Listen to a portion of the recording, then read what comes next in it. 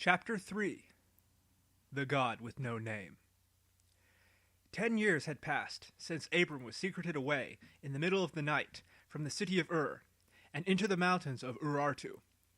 In all that time he had lived with his mother Amthelo and the nurse in a cave in the mountains. Every month Terah sent to them, asking how they fared and bringing them food and supplies. So life in the wide world carried on without them, and they were completely forgotten by Nimrod. For all he knew, the steward's child that had been given him that night was the child Abram, whose life came to an abrupt and brutal end when he bashed the child's head upon the walls of his palace. Amthelo never saw the mysterious Gabriel again. After he had led them into the wilderness, he departed back to Ur to tell Terah of where they had gone. Before he left, he instructed her that when Abram was grown and weaned, she was to seek out the old man who was known as Noah, who lived in the mountains far to the east of Ur. Having said that, he promptly departed into the darkness, and was never seen by Abram's mother ever again. So the years went by. The three of them living in the cave were quite well off, visited every month by Terah, or a servant of Terah. 1 month became 2, then 4, then 8, and then a year had passed. At length, the span of 10 years had been completed. During that time, Abram grew up fast. Indeed, he walked sooner than his brothers Haran and Nahor had at his age. His hair was dark, thick, and curly, and his eyes were dark wells. At the conclusion of 10 years, the three of them took what they had from the cave and made their way eastward into the rugged mountainside. There were tall, low-growing bushes and tough, wiry grasses upon the ground, as well as great mountains of rock that raised their heads out of the landscape. Here and there they found rivers of water that were cool, sweet, and good, and from these they drank and filled their water skins.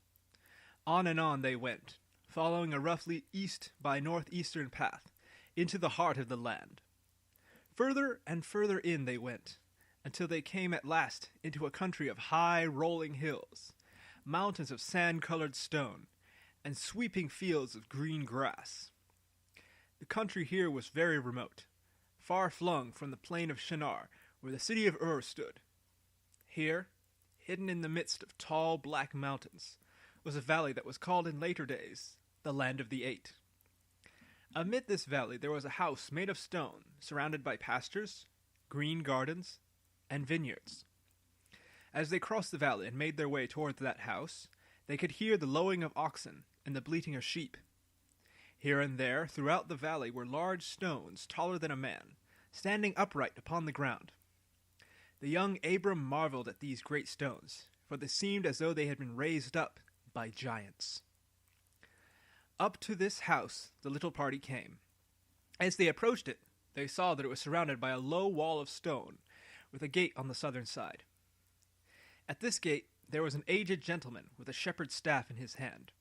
When they approached him, he rose up and saluted them. "Welcome to the house of Noah," the old man said. "Who are you, sir?" Abram asked. "I am Heber, the son of Salah," the old man replied. "You are welcome to this house.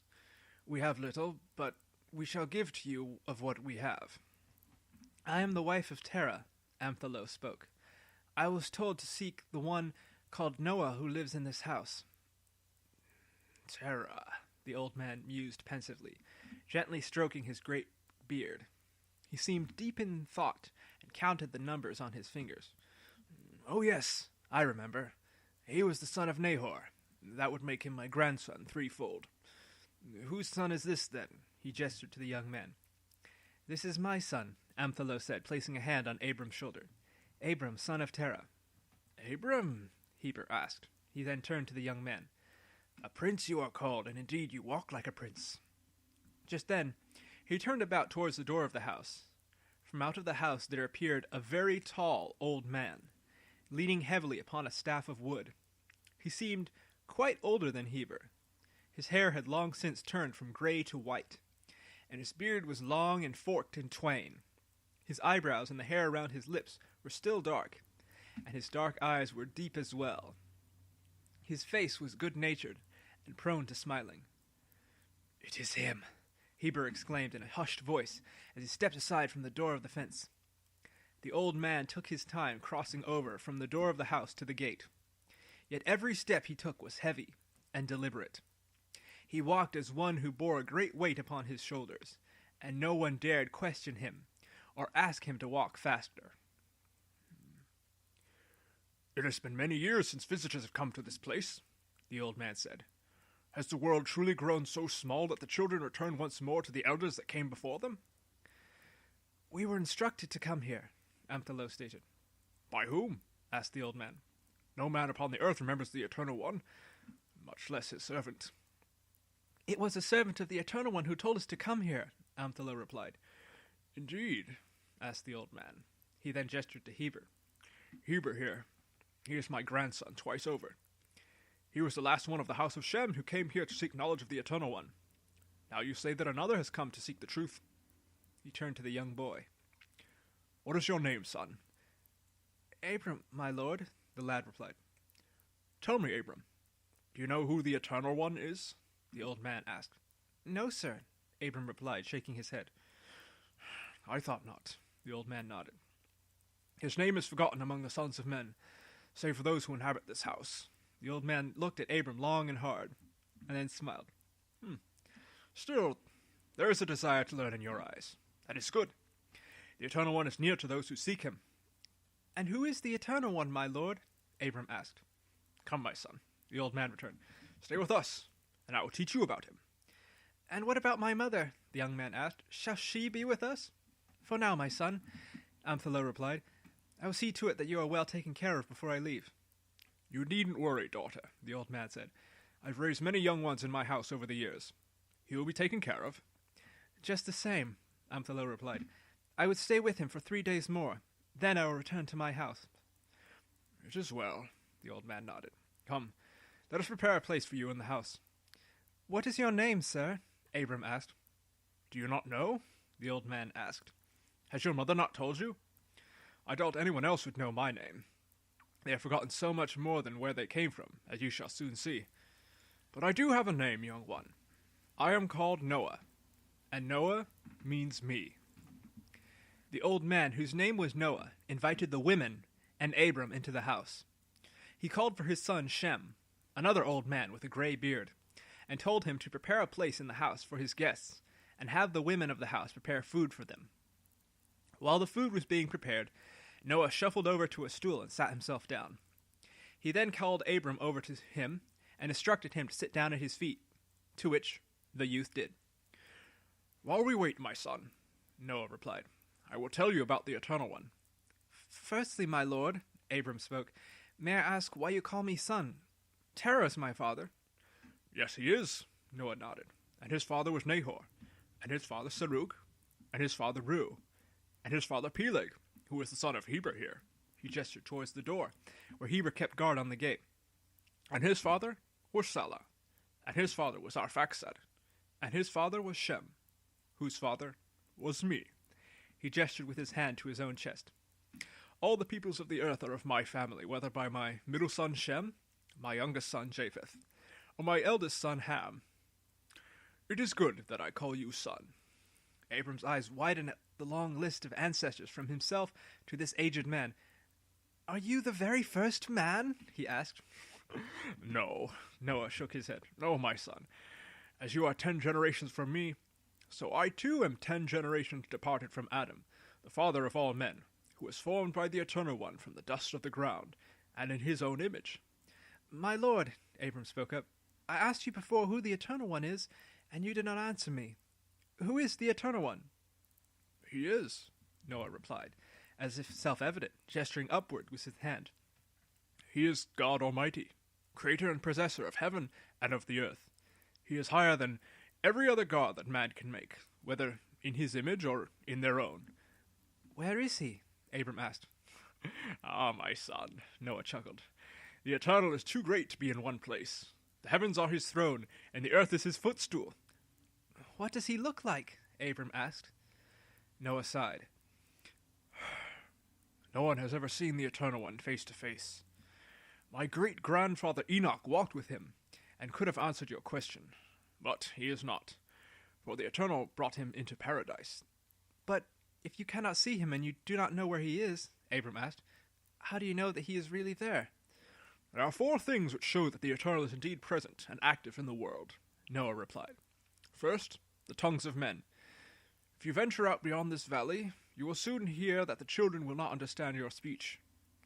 It was not always thus, but in time, you will know the full story of that.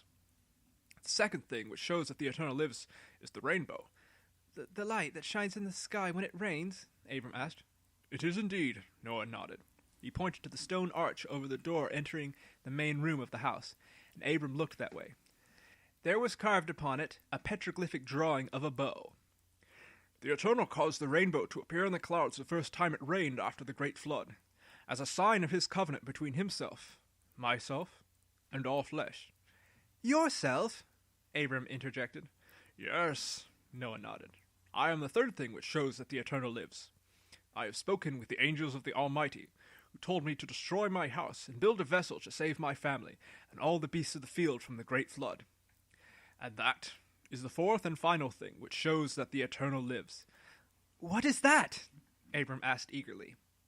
Noah leaned in and peeked in towards the kitchen, and then pushed himself slowly up to his feet, leaning heavily upon his staff.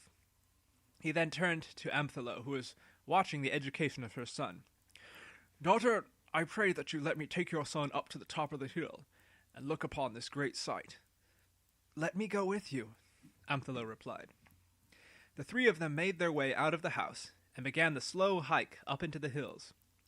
Amthelo walked alongside Noah, while Abram ran forward a little, or looked in amazement at the little things he would find lying on the ground. By and by, they began to ascend a great hill. Noah was old, but his stride was longer than Amthelo's, who had to hike up her skirt to keep up with him. But Abram was young and full of energy, and went this way and that, outgoing them as youngsters do to the elders when they must walk together. As they gained the top of the hill, a massive structure appeared resting upon the earth. It was unlike anything they had seen in their lives. Even though it was old and weather-worn, it still maintained its massive frame and shape. The viewing of this structure took away the breath of Amthelo and her son Abram. Noah, on the other hand, had a grim smile upon his face as he leaned upon his staff. "What is this?" Abram asked. That, my son, is the fourth sign that the Eternal lives, Noah said. For he told me to make this ark according to his divine instruction, and to save my family and all the beasts of the earth within it from the great flood. He looked at Amthelo and young Abram, and placed his gnarled hand upon Abram's head. And it is because of the mercy and long-suffering of the Eternal One that you children live. You, your mother, your father, me, and all of the 3 families of men. After this, Noah simply smiled and led them back to the house, while Amthelo and Abram gazed in awe at the ark. The old man seemed very unperturbed by the sight of this vessel, for it seemed that he was quite familiar with it. The others, however, could not get the massive vessel out of their minds. Even as the stones they had seen in the valley seemed to have been raised by giants, this ship also seemed as though massive hands had fastened its once great timbers. At length, Abram looked behind and saw Noah making his way back to the house. He tugged his mother's sleeve, and the 2 of them made their way after the old man.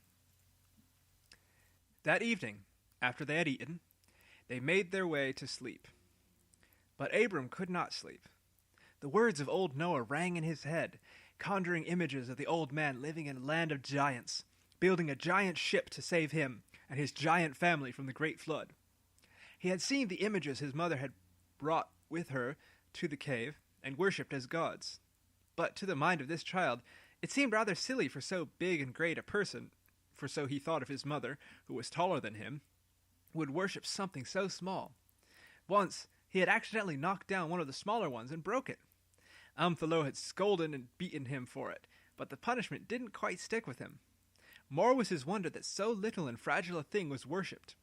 And if it could be broken, why did it merit the concern and reverence that his mother had given it? That time had laid dormant in the young Abram, and his young heart leapt at the story of the Almighty One. He could not so easily put out the story of this God from his mind. The ship he had seen was massive, and it was still standing.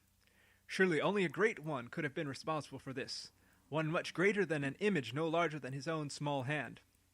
Restlessly he rose from his bed and made his way out to the fenced enclosure, believing that he had done so clandestinely and without his departure known. As he pushed aside the creaky wooden door and tiptoed out into the cool night, there was a bright silver light that illuminated everything. Eagerly he looked up to the sky and saw the silver moon waxing strong in the night sky. He had seen the moon from the mouth of the cave before and knew what it was, but now he looked at it with new eyes. "The old man says that the Eternal is greater than all the gods," Abram said to himself, looking up at the moon. "Surely the moon, higher than all the things of the earth, is the Almighty One, and the stars are his angels." All that night the young child remained outdoors, looking up at the moon, bowing to it and muttering praises to it. From the door of the house, left ajar by the child unawares, the old man Noah was watching him. He sighed quietly and made his way back to his own bed. He had believed this boy would be different than the others, but it seemed that he was no better. When the day came, the boy remained outside again. Even when he had been called to the others by the entreaties of Heber and his mother, he refused to leave. The day passed, and Amthelo doted on him, giving him food and water and making sure he was well, despite the older man's words that he must come and work. So the second day of their stay in the house of Noah ended. At last the night came again, and it found Abram lying in exhaustion on the ground. It was at this time that Noah shuffled his way out of the house, and, picking up Abram in his arms, carried him back into the house. On the third day, when it was the time for Amthelo to leave, Abram awoke to find himself alone in the little corner of the room where he and his mother had slept. In that room was no one else other than old Noah, sitting in the opposite corner. His hands were upon his staff, and a discerning look was in his keen, dark eyes. "So," he said, "what have you been doing these past 2 days?" Abram said, "I sought the Eternal One." "Ah," Noah replied, nodding knowingly. "It looked like you were praying to the moon." "I thought the moon must be the Eternal One," said the young Abram. "She was so high in the sky, exalted above all the earth. But then the day came, and the moon and stars disappeared from the sky." "What did you think at the coming of the day?" Noah asked. "Why, I thought that the Eternal could not be the moon," Abram replied, "for it faded and disappeared from the sky, losing its exalted place before the sun." "And then what did you think?" Noah asked. "I thought the sun must be the Eternal One," Abram replied. "He was so high in the sky, exalted above all the earth, and he banished the moon. I thought that if he had power over the moon, then he was the most powerful in the heavens. So I worshipped the sun and called it God, until the day ended." "Oh?" Noah asked. "And what happened at the end of the day?" "Why, the sun went down beyond the hills in the west," Abram replied. "And what did you think at the end of the day?" Noah asked. "That the sun could not be the Eternal One," Abram said, shaking his head. "Both the moon and the sun moved through the sky, bringing night and day with them, and came and went at their own times. But they are not the Eternal One, are they?" "No, my son," Noah said, shaking his head. "The Eternal One is beyond the sun and moon. They are his servants, made for the signs of the appointed times, the discernment of the seasons one from another, the measure of days, and for the count of years." "The Eternal One made the sun and the moon?" Abram asked. "The Eternal One created all things," Noah began, "from the smallest lizard that creeps upon the earth to the mighty Leviathan within the sea, from the trees that dwarfed even the giants of old to the sun and the moon." With that, the old man pushed himself up with his staff and opened the door. "Your mother is about to leave, son," he said. "You should say your goodbyes before we begin." Abram nodded, then rose up and went into the walled yard of the house. There he saw his mother Amthelo making ready to leave. They hugged each other. She planted a kiss on his cheeks, and with tears in both of their eyes, they departed. Amthelo smiled at her little man, and he promised that he would return to find her. Then, with all said and done, she turned and left the house of Noah for the last time. Abram ran to the low wall, much taller than he was as a child, and crawled up onto the top thereof. From its top he watched his mother walk away, dwindling into a dot on the horizon, until she was lost to view. With his eyes streaming with tears, Abram walked back into the house. But as he entered the threshold, he saw that the house was dark, and there were no lights within. Behind him, the door was closed, and all was dark. Then from out of the darkness, the voice of Noah was heard.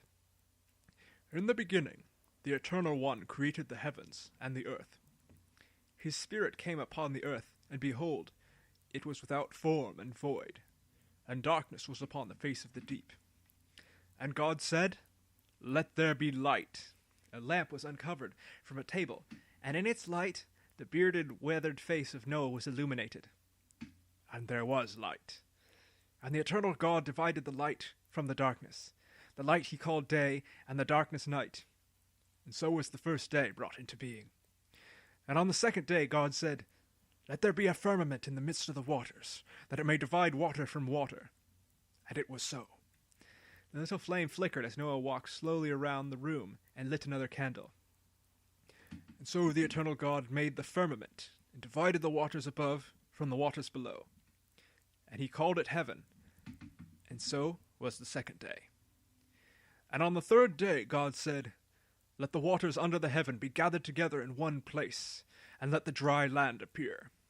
And it was so. Noah lit another candle, with 3 candles now flickering in the room, giving off enough light for young Abram to see the rest of them. He then walked over to a table and gave the young child a rock and a fig, which he took, one in each hand. And the Eternal called the dry land earth, and the gathering together of the waters the sea. And God said, Let the earth bring forth grass, the herb yielding seed, and the fruit tree yielding fruit whose seed is in itself after his kind upon the earth. And it was so. And the Eternal saw that it was good. And so was the third day. Noah picked up the lamp from the table and lit another lamp. And on the fourth day God said, Let there be lights in the firmament of the heaven, to divide the day from the night, and let them be for signs and seasons, and for days and years, to give light upon the earth. And it was so. And the Eternal made 2 great lights, the greater to rule the day, and the lesser to rule the night. And he made the stars as well, and set them in the heavens to light upon the earth, and to rule over the day and the night, to divide the light from the darkness. And the Eternal God saw that it was good, and so was the fourth day. The old man lit a 5th candle, and then produced a small cage in which a little white dove was cooing. And on the 5th day God said, Let the waters bring forth abundantly the moving creature that hath life, and fowl that may fly above the earth in the open firmament of the heaven. And it was so. And so the Eternal made the great creatures of the sea, and all the winged fowl, each after their kind. And he saw that it was good, and he blessed them, saying, Be fruitful and multiply, and fill the waters in the seas, and let fowl multiply in the earth. And so was the 5th day. Noah now lit a 6th candle, filling the room with much light. In this light Abram saw the old man approach a canine creature who had crept into the room during his speech. And on the 6th day God said, Let the earth bring forth the living creature after his kind, cattle, beasts of the earth, and every creeping thing after his kind. And it was so. And so the Eternal made all the beasts of the earth, each after their own kind, and he saw that it was good. Noah scratched the head of the creature. Then he made his shuffling way over to Abram, speaking to him in a hushed, reverential tone. Then, my son, the Eternal God did something much greater and much more peculiar than any of what he had done before. What did he do? Abram asked. He made man, said Noah. The hosts of heaven he made of burning fire on the 2nd day, the creatures of the sea and the fowl of the air on the 5th, and the beasts of the field on the 6th, each after their own kind. But only man did he make in his own image. And he elevated man above the hosts of heaven. They exist to praise the Eternal God and to do his bidding, but the Eternal gave man dominion over all the things upon the earth. In these things is his final creation the most peculiar. Then what happened? Abram asked. He made woman, Noah added with a chuckle. The Eternal fashioned man from the dust of the ground, and breathed into his nostrils the breath of life, and so man became a living soul. But there was only one man, and the Eternal said that it was not good that the man should be alone. Even with all the beasts of the field there was no suitable companion for man. So the Eternal caused a deep sleep to fall upon the man, and as he slept, the Eternal took a rib from the body of the man, and made woman from it, and presented her to the man. This is the reason that men and women are drawn to each other. The woman is one thing all her own, but the man is missing that which was taken from him, and so they are to be one flesh and one body, when joined in marriage. And the eternal God blessed them, and said to them, Be fruitful and multiply, replenish the earth and subdue it, and have dominion over the fish of the sea, the fowl of the air, and over every living thing that moveth upon the earth. Then what happened? Abram asked. The Eternal saw all that he had created. And was it good? Abram asked, anticipating what the old man would say. It was very good, Noah clarified. And so was the sixth day. He then rose up and lit a seventh and final lamp in the room. On the seventh day the Eternal God rested. So the seventh day was blessed by the Eternal God, because he rested from all the work which he had made. Why did the Eternal rest? Abram asked. Was he tired? No, Noah replied. The Eternal does not tire. He rested from satisfaction for all that he had created, which was very good. He patted Abram on the shoulder. Now then, son, up with you. There will be time for stories later. We have work to do. So it was that Abram spent the rest of his days at the house of Noah. By day, he tended sheep and goats with Heber and Shem, or helped them mend the wall. 3 times a day they ate, and at evening they spoke a prayer to the Eternal One, giving thanks for the blessings of the day. In the morning, they rose and prayed to the Eternal One before they ate, and once more the work continued. So the days passed on, and the days became weeks, and the weeks became months, and the months became years. After 3 years had passed, a ceremony was held in the house of Noah, where Abram was formally recognized as a man. This brought along many good things, but also many fewer good things. When he had first begun, Abram was not accustomed to working with his hands in the field, but now the work became even harder. He would lead the flocks far away from the house to pasture, and would train with his arms to defend himself and the flocks, should they be assaulted in the field. He now sat at the table with the elders, and listened directly to their word as they spoke. But in all this time, Noah was still very mysterious. He was kind and willing to share a story or two, but oftentimes kept to himself. A couple of times, Abram would see him walk out to the back of the walled yard and spend time by a large standing stone. Other times he would go to the western side of the valley and burn something that set up a sickly smell of burned hair and flesh. One day, while Heber and Shem were busy, and before he himself would be going afield, Abram made his way to the back of the house to look at the standing stone. It was very large, and seemed as though only Noah could have lifted it into place. Upon its weathered face, he could see deep cuts carved into the face of the stone. With his keen young eyes, Abram thought he could see a bow like the one over the house of Noah. Beneath that bow, he saw a ship sitting at the top of a hill. From that ship were walking 8 figures, but most curiously about these figures was the second one from the right. All the figures stood upright with their eyes open, but this one had its head bent down and eyes closed. "What are you doing, son?" The voice of Noah spoke. With a gasp and a start, Abram turned around and saw the old man standing behind him, leaning upon his staff. I'm sorry, father, Abram retorted, fearful of some punishment from the old man. Forgive me. I didn't know what was here. "This stone marks the place where my wife Naamah is buried," Noah replied. "Tell me, son, do you know about death?" Abram nodded, his eyes full of fear and worry. "What do you know about death?" When someone or something stops moving, stops breathing, they are dead, Abram said. My mother told me that the gods bring death. "The Eternal did not bring death into this world, my son," Noah said with a weary sigh. "We did." We? Abram asked, not understanding. Noah gestured for Abram to sit on the stone fence while he would tell him the story.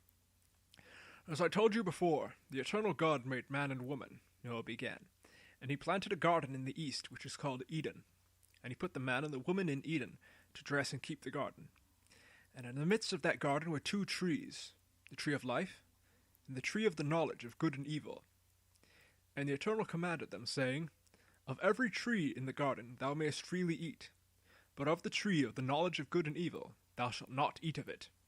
For in the day that thou eatest thereof, thou shalt surely die." At this Noah sighed deeply.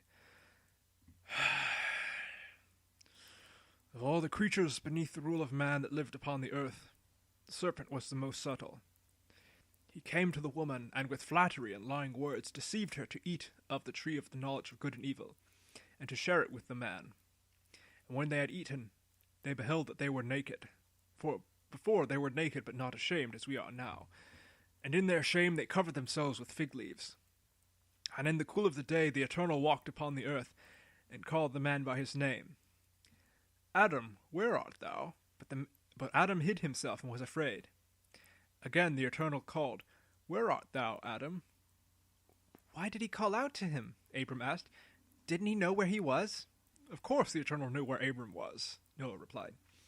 He sought to give 3 gifts to Adam by asking him, Where art thou? First, the Eternal wanted to show Adam politeness. One does not simply enter the house of another without announcing themselves. Second, the Eternal knew that Adam had transgressed his one commandment. By saying, Where art thou? He expressed to Adam's mind the fallen state he had come upon for his sin. And third, he gave Adam the opportunity to repent of his sin, for which he would have received forgiveness for it. And did Adam repent? Abram asked. Noah shook his old head. Far from it. Our first father slandered the one who made him. He told the Eternal One, I heard your voice and fled because I was naked. And the Eternal asked him, Before thou wert not afraid, now art thou afraid? Who told thee that thou wert naked? Hast thou eaten of the tree wherefore I commanded that thou shouldst not eat? And Adam blamed the woman. Before you made her I did not sin, but this woman that you gave me, she gave me of the tree, and I did eat. Then the Eternal asked the woman, Eve, the mother of all the children of men, once again giving her the same opportunity to speak the truth and confess her sin, as he had done for the man. But she behaved as he did. Behold, the serpent beguiled me to eat of the fruit, and I did eat. So they pronounced doom upon themselves, with their stiff-necked refusal to repent. Death? Abram asked. More than simply death, Noah replied. All the pain and sorrows that accompany the children of men from the day Adam and Eve were cast out of the Garden of Eden to this very day. Woman came from the rib of man, from his side. For seducing him into sin, she was to be his subject. By eating of the fruit, she brought pain and suffering into the world. Now, pain and suffering are the part of women when she brings forth children into the world. The Garden of Eden brought forth only fruit trees, and their fruit was for eating. Now the bitter herb of the field is our meat. Hardship and toil will follow the lives of men for all time. As man brought evil into the world by eating of the fruit, so the thorns grew up to prick and bite at man and beast. Of old, they did not sweat or grow weary in their labor in the garden. Now, because of their sin, our bodies secrete sweat and we grow weary from our labors. But surely the serpent didn't go unpunished, Abram asked. It started all of this. Surely the Eternal wouldn't let him go unpunished. No, of course not, answered Noah. The punishment upon the serpent came first. Of old, the serpent had wings and arms and legs, and spoke like a man. Now, that it had used its wings to bedazzle Eve into sin, with its hands it had taken hold of the fruit of the tree of knowledge, and with its mouth it had uttered lies, it would speak no more, eat only dust, and crawl like a wretched worm upon its belly. Moreover, a final doom was laid upon the serpent. The Eternal vowed this vow to the serpent. I will put enmity between thee and the woman, and between thy seed and her seed. It shall bruise thy head, and thou shalt bruise its heel. What does that mean? Abram asked. Noah shrugged. I've often thought of that as well. My great-grandfather Enoch believed that, one day, the Eternal would put a final end to evil through the seed of a woman. But, in any case, there is a fulfillment of that promise here and now. The children of men hate the serpent when they see it, and seek to kill it. So what happened? Abram asked. To Adam and Eve. They were allowed to live for a space and a season, Noah said. But didn't the Eternal say that they would die upon the very day they ate of the fruit of the tree of knowledge? Abram asked. That he did say, my son, Noah returned. But to the Eternal God, a day is as 1,000 years, and 1,000 years are as a day. He allowed Adam to live for 70 years less than one of his days, and so his word was true. For this you must know about the Eternal, my son. He is just, but he is merciful as well. Though he grieved that Adam and Eve could not observe only one commandment he had given them, for even a brief span of time, he did not strike them down immediately. He gave them clothes to wear of animal skins to cover the shame of their nakedness, and dismissed them from the Garden of Eden. "How is that mercy?" Abram asked. Noah chuckled. "You are a man, Abram, but you are young. Who knows if you live even half as long as I do? The children live shorter and shorter these days. I myself am over 8 centuries old.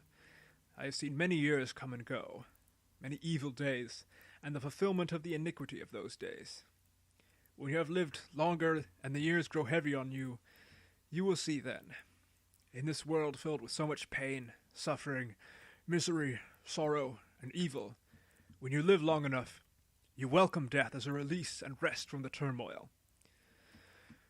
But woe to the man who would have no release from such turmoil. So it would have been for Adam and Eve, and all of us, had they been permitted to remain in the Garden of Eden. How? If they had stayed, they would have ravaged the tree of life, and eating from it, lived forever. A life of sin and trouble is more than enough, and those who live long enough yearn for an end. To live forever in this world of pain and sorrow is more punishment than anyone could possibly be asked to bear. So the Eternal One, in his infinite wisdom and bountiful mercy, cast Adam and Eve out of the Garden of Eden." At this point, the old man seemed to be looking pensively out into the east, speaking aloud, but not to anyone in particular. "I remember the last time I saw it. The Garden of Eden. Only from the outside. Always from the outside. A wall of lush, fertile trees, evergreen, though the ground was cursed and dry with drought. A breeze blew, and I could smell the sweet fragrances of the garden. Saffron, cinnamon, spikenard, calamus, the endless rush of the rivers. Pison, Gihon, Hiddekel, Perat. A calming melody. For a moment, I thought I could spy a lane going through the midst of the trees. Mighty trees they were, much taller even than I was in my youth. And that lane led straight to a tree straddling the rivers of water. Or was it 2 trees on either side, and their boughs met above? I cannot say. For as soon as I looked, a fiery apparition appeared before me, holding in its hand a sword of fire. I knew that death awaited me if I strayed closer. I'd heard stories about those who dared to go closer. Their hearts gave out as the sword cut them down the middle, from top to bottom, and their eyes were crossed together, gazing at their doom as it came upon them. He hesitated for a moment, and when he spoke again, Noah's voice was heavy with sorrow. After the flood, I went back there, as best I could recall from memory, to look for the garden again. But all that was left was a barren desert. Rocks.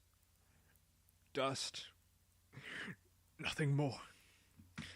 Abram looked at the old man and saw the springs of his head were loosed and his eyes watered with his long white beard with tears. A feeling of pity and sympathy came upon the young lad for this old man. This ancient man, a relic of a bygone age, one who had walked in the land of giants, and was now living well out of his time. Into his mind came the realization of how lonely it must be for the poor old man.